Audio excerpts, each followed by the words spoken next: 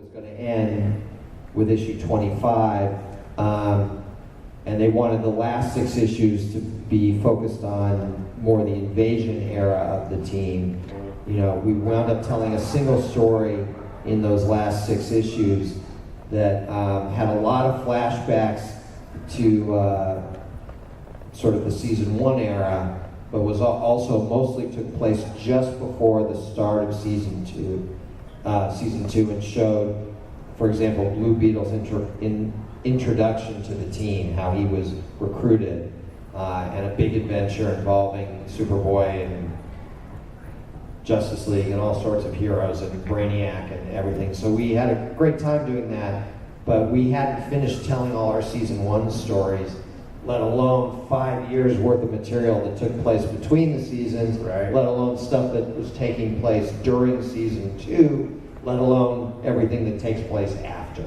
Yeah. And given the opportunity, obviously we'd love to make more TV episodes or do a direct-to-DVD movie, but Chris Jones and I, Chris was the artist on the book, we pitched to them rebranding the book as Earth 16. That would be the new title, and DC just sort of said, well, that's not in our plans right now. So, but we haven't given up, and as recently as about 2 months ago, I repitched it as a digital-only title, and they still passed. But that's just indicative of the fact that those of us who worked on the show still really want to do more. Yeah. Well, and I can't see doing a season 3 of Young Justice, and at the very fabric of it, you know, when you've lost so many, and then at the end you lose Wally, how that cannot permeate everything that's going on. Literally, the last episode that was going on, and when Aqualad and Nightwing are talking about, all right, well, back to work. But it's with this, it's back to work, yeah, but it's also, they don't have time to mourn, and to me, it was, that was a lot of the heaviness that was happening in those moments, was that I can't even sit here and deal with the fact that my friend is gone. I've got to do my job, and I feel like, the lack of time to really have that moment means that things are going to simmer and stir underneath. It's one of the reasons that I really want to, I want to be able to portray those moments definitely. And we'd love to show them. We just ran out of support. Yeah. But you can obviously tell, that there's still a lot of love on the creative side, and we know that you guys do too. But absolutely, that this Aqualad guy was very close to my heart, because the truth is that he wasn't a guy who let a lot of people in very close, and so I feel the need that for some reason, just portraying him to be a friend to him as as much as a person is just portraying him, and so I wanted to see him go further. Back there, yeah. You mentioned the Wonder Twins earlier. Were there any other characters that you had in mind that you never got to show? Lots. Dude, are you kidding? He was. Do you know how much he's read? He's read so much, so many comic books. You would not believe. I mean, the amount of research before we even started. Into the thing. But just the research getting started, just pulling those characters together to form the team. And then it was always like, dude, where can I get him in? Where can I get him in? You can't. There's no character that was off limits. It was just a matter of where would they symbiotically find a way in? Yeah. I mean, how many characters did you end up having? I don't know. I lost count. I mean, there was a running count for a while, and there was a running count. I've got the number, but it's been a while since I looked at it. But the vague number of like somewhere 180s or something like that. We had a ton of named characters in the show: heroes, villains, supporting cast, and we weren't done. And we would have loved to do more. Supergirl and Starfire and Raven and Cyborg, of course, and and a lot more. You know, I said this earlier, DC Comics had, when I did the original list of 50 or 60 characters, discovered that DC Comics has 4 blonde female teenage archers. Told this joke already today, but that's because clearly 3 blonde female teenage archers wasn't enough. And so, you know, but even that amused me, so eventually I wanted to get all 4 of them in there. We got Artemis, we had a little cameo from the girl who would eventually be Arrowhead, and we wanted to put her in because our two Roy Harpers, because one Roy Harper wasn't enough, were Red Arrow and Arsenal. I wanted to bring in the blonde teenage female Speedy Archer, and I had plans even for the 4th one. So, you know, we had a good time doing that. We had plans for the Green Lantern Corps. We had plans for the New Gods. We had, obviously, and we had plans for all sorts of stuff that we just didn't get to. But, you know, again, given enough episodes or issues or video games or whatever, we would have gotten to them all eventually. Yeah, way in the back. What kind of playoff is there a superhero that you really wanted to get in, but you never had a chance? Yeah, all those that I just named. You know, we had plans for the Marvel family. You know, it's kind of endless. Yeah, just behind. One of my favorite things with the Young Justice comic was Batman and Robin's relationship.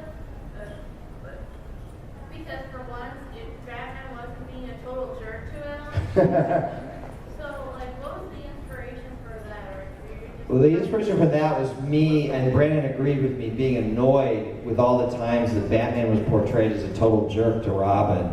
I think that comes out of the notion, the original notion of why Dick changed from being Robin to Nightwing, and some sort of weird notion that for him to grow up and rebel, he had to have a lousy father who forced it on him. And I'm like, well, I don't get that. I mean, I love my dad. We get along great, and yet I still grew up, you know, still became an adult. So it didn't seem to me necessary for Batman to be a bad parent. And when you think about why Batman would take on Robin as a sidekick at all in the dangerous work that he does, we tried to show that, for example, in the episode Agendas, where Wonder Woman questions why he would take on a 9-year-old sidekick. And the answer was because I didn't want him to turn out to be like me. You know, that Bruce Wayne would make sure he was there for Dick Grayson in a way that no one had been there for him.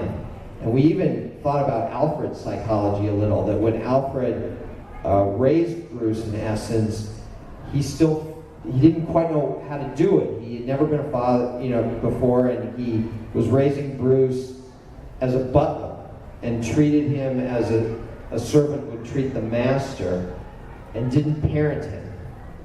And Alfred realized in hindsight, oh my God, was that a mistake? Now I'm stuck with Batman. So both Alfred and Bruce were trying to raise Dick in an environment that was warm and nurturing, or at least as warm and nurturing as they could be, but also allowed Dick the catharsis of finding his parents' killers, so that he didn't have to be the obsessive, mission-only guy that Batman is. And we tried to illustrate that mostly in season 1. But that also meant it was important to show moments like Dick and Bruce playing basketball together or something like that, just so that I actually had them initially. This was one of the few notes we got from the network, was initially I had them playing catch, with baseball and mitt, and I was informed that that was too old-fashioned and that should be basketball instead. And I'm like, but I played catch with my dad. Yeah, you're old. So we made it basketball, which in the long run doesn't really matter to me too much, although I did feel really old. Again, I'm just trying to get the people who haven't had a chance to ask yet. There you go.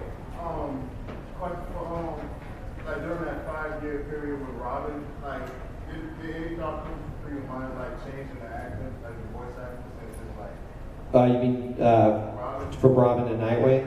No, because we had been pitching Jesse up slightly as Robin, because Jesse's in his 20s. He's not actually 13 years old. So we had used computer magic to pitch Jesse up a little bit when he was Robin in season 1. So he sounded a little bit younger. So in season 2, we just stopped pitching him, and he sounded like, again, Nightwing was 19 in season 2. Jesse's a little older than that, but not a lot older than that, at least not to me. I think this become the theme of this discussion. So You got issues, man. What can I tell you? we just stopped pitching him, and then he just sounded older. So there was never any thought of recasting. And plus, Jesse's so good at that character. Yeah, I wouldn't want to. We're almost out of time, but See the guy now in front of the last guy. There you go. Yeah, there you go. Yeah. Okay. My deal is I want to know why is Superman's more relationship is so awkward. Part of it. But exactly like all the other like DC animations are, Superman in general, he's always there talking to somebody and actually interacting with them. And he's like, oh well, we'll figure something out. Honestly, I kind of thought that was a very, and this is a weird thing to say about Superman because he's not, but a very human reaction for Superman to have because there's a certain conflict. You're right because the thing is that Superman had a great father figure, and but the thing is that there's something about being blindsided by something you just never expected.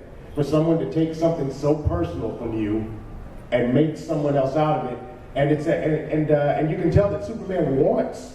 That was the beautiful thing about it, is that he wants to react the right way, but literally, there's something so innate in him that it's like I'm freaked out right now, and the crazy thing is that Superman almost has never freaked out in those things. So how much more weird is it? He's like literally got to go into himself and feel himself out, we also tried to illustrate between the 2 seasons and in the comic books that one of the big problems is everyone kept saying, he's your son, he's your son. He's like, it's not my son. What you see in season 2, at which point they have a very good relationship, is they're relating as big brother and little brother. Yeah. And once the whole tenor of it turned to that fraternal relationship as opposed to paternal relationship, they started getting along great. You see the seeds of it in the last episode of season 1, and by season 2, you see how they interact. You see Connor's relationship with Jonathan Kent, and you begin to realize, no, it works better if Jonathan Kent is father to Connor Kent, as opposed to Clark or Kal-El having to do it. And we also tried to use the comics to illustrate moments when Clark made an attempt to try to get to know Connor, and it kind of backfired because it just happened to be when Connor was addicted to those shields. But Clark didn't know that, so he didn't know why Connor just still seemed to be this angry berserker character that he'd really outgrown by that time.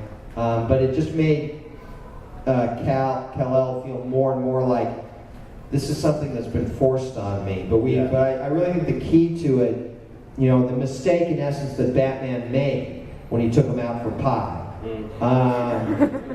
was calling him your son.